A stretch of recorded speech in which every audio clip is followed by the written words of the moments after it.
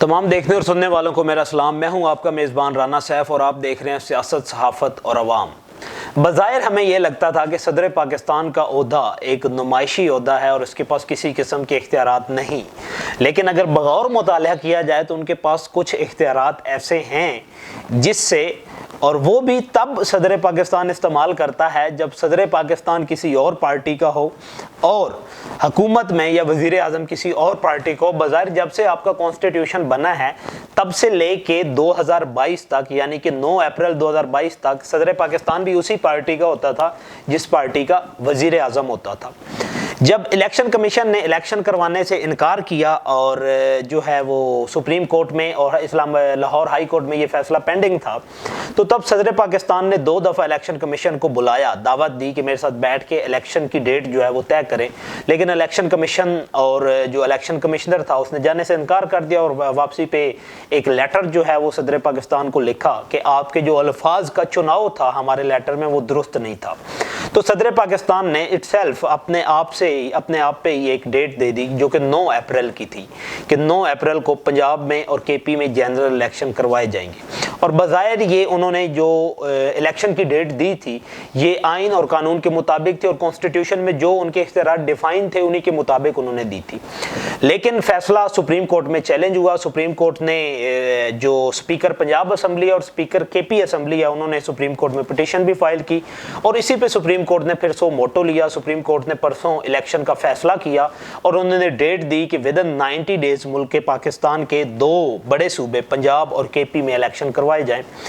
تو election commission کو pressurize بھی کیا گیا، مختلف اداروں کی طرف سے دباؤ بھی دیا گیا، حکومت کی طرف سے بھی دباؤ دیا گیا اور پھر ان کو ایک آپشن یہ بھی دی گئی جو وقفان حال ہے. وہ یہ بتاتے ہیں کہ چیف الیکشن کمشنر کو یہ بتایا گیا کہ آپ ریزائن دے دو، ریزائن کے بعد ہم لوگ جو ہیں کوئی ایسا الیکشن کمیشن لے کے آئیں گے یا چیف لے کے آئیں گے جو کہ اس کو مزید جو ہے وہ ملتوی کر سکے. لیکن انہوں نے ریزائن دینے سے بھی انکار کیا اور انہوں نے صاف حکومت کو یہ بتا دیا کہ الیکشن کمیشن جو ہے وہ سپریم کورٹ کے فیصلے کے مطابق الیکشن کروائے گا. اب فیصلہ سپریم کورٹ نے جو دیا کہ کے پی اسمبلی میں، کیونکہ جو اسمبلی وہ گورنر نے تحلیل کی تھی تو اس کی ڈیٹ الیکشن کمیشن کی مشاورت کے ساتھ گورنر دے گا، اور پنجاب میں جس میں گورنر نے تحلیل نہیں کی تھی بلکہ آئین پاکستان کے مطابق ودن 48 ڈیز اسمبلی کی ریزولوشن جانے کے بعد، جو اسمبلی جانے کے بعد سیلف جو ہے وہ ڈیزولو ہو گئی. تو اس پہ جو صدر پاکستان نے ڈیٹ دی تھی وہ مجاز ہے، اس کے پاس آئینی اور قانونی اختیارات موجود تھے تو انہوں نے اس کی ڈیٹ دے دی. انہوں نے جو ڈیٹ دی تھی وہ تھی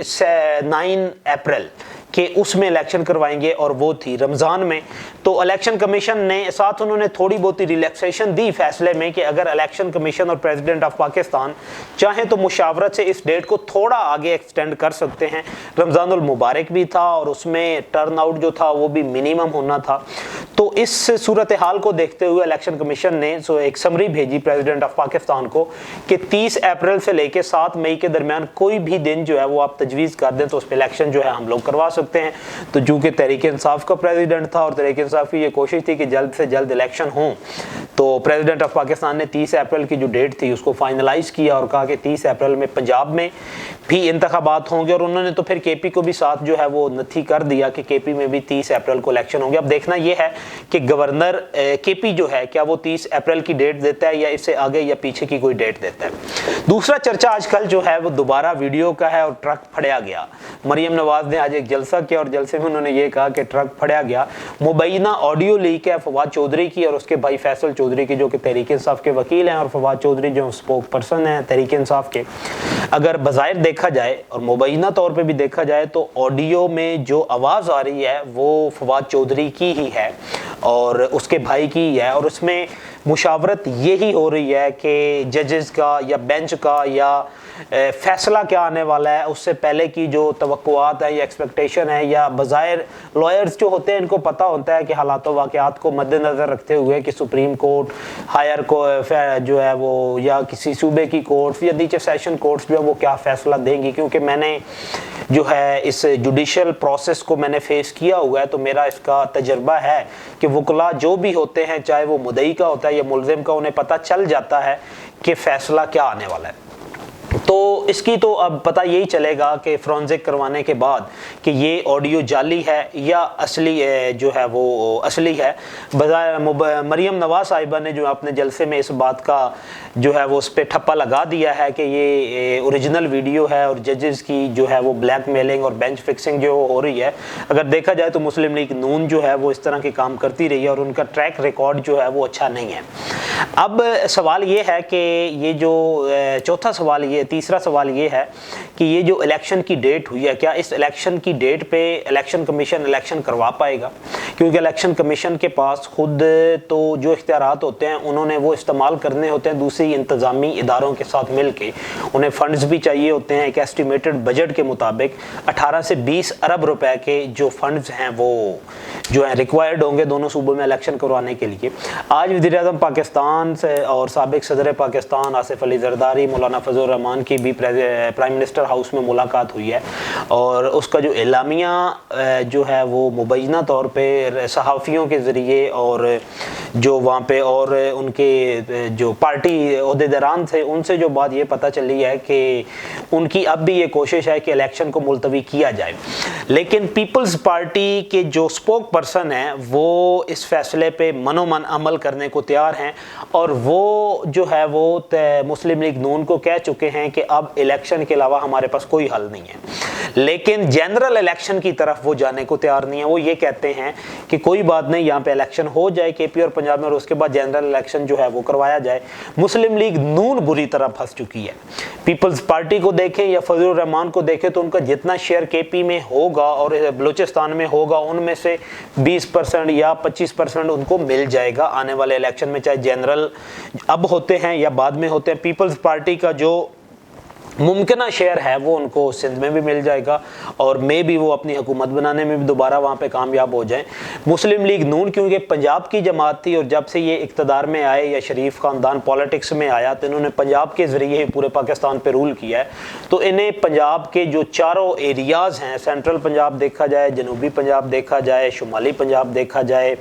और वस्ती पंजाब अगर देखा जाए तो वहाँ पर तहरीक इंसाफ मकबूलियत में है। और जो सर्वे आ रहे हैं उसमें ये लग रहा है कि 80% के करीब सीटें जो है वो तहरीक इंसाफ जीत जाएगी। और सोने पे सुहागा ये हुआ और उनकी मकबूलियत की जो गारंटी थी वो राजनपुर में होने वाले लगारी फैमिली का जो इलेक्शन था, मोहसिन लगारी ने जो जीता 40,000 की लीड से उन्होंने पाकिस्तान तहरीक इंसाफ के उम्मीदवार ने मुस्लिम लीग नून और पीपल्स पार्टी के उम्मीदवार को हराया है। अब ये जो डर है, इस डर का नतीजा क्या है? मुस्लिम लीग नून ये कभी सोचती है कि हम जनरल इलेक्शन की तरफ चली जाएं और किसी टाइम ये सोचती है कि पहले केपी और पंजाब में इलेक्शन करवा दिए जाएं, जब तक हमारे पास इख्तियारात हैं हम इस्तेमाल करते हैं, उसके बाद देखा जाएगा। क्योंकि होता यही है कि हमारे मुल्क में कि जो भी इक़्तिदार से निकलता है या कुर्सी से उतारा जाता है तो वो फिर बाहर चला जाता है और बाहर के चक्कर लगाता है। अगर हालात साजगार हों तो वो वापस आते हैं, अदरवाइज़ एक लंबा अरसा ये सेल्फ एग्ज़ाइल जो है वो वहाँ पर इख्तियार कर लेते हैं। मुस्लिम लीग नून की ये जो मुर्दा घोड़ा है उसमें जान डालने के लिए मरियम नवाज़ जो है वो जलसे जुलूस कर रही हैं और तहरीक इंसाफ को भी तनकीद का निशाना बना रही हैं। लेकिन लगता यही है कि मुस्लिम लीग नून जो है, अक्सर ट्विटर पे भी लिखा जाता है और जो है वो लोग जो हैं मुस्लिम लीग नून के जो हमायती हैं वो जो हमायती भी हैं और जो मुखालिफ तजिया निगार भी हैं और जो दूसरे दानिशवर हैं वो ये कहते हैं कि मुस्लिम लीग नून जो है वो अब अपने आखिरी मराइल में है और मुस्लिम लीग की जो क़यादत है वो इस हुकूमत के ख़त्म होने के बाद यहाँ पे क़याम नहीं करेगी बल्कि वो लंदन चली जाएगी। अब देखना यह है कि आने वाले दिनों में मुस्लिम लीग का शेयर कितना होता है जनरल इलेक्शन में और क्या हुकूमत ख़त्म होने के बाद मुस्लिम लीग के रहनुमा यहाँ पे स्टे करते हैं और क्या मुस्लिम लीग की हुकूमत जो है वो पंजाब केपी के साथ ही जनरल इलेक्शन भी अनाउंस करती है या फिर वो इंतज़ार करती हैं 4 महीनों के कि जब तक इक़्तिदार को लुत्फ़अंदोज़ या इक़्तिदार के मज़े लिए जा सकते हैं तब तक लेते और उसके बाद हम मुल्क पाकिस्तान को छोड़ के बाहर चले जाएंगे। इसका फ़ैसला आने वाले दिनों में हो जाएगा और इसके हवाले से जो भी अपडेट होगी वो हम इंशाल्लाह अपने आने वाले दूसरे वीलॉग में हम आपके साथ शेयर करेंगे। अल्लाह हाफ़िज़।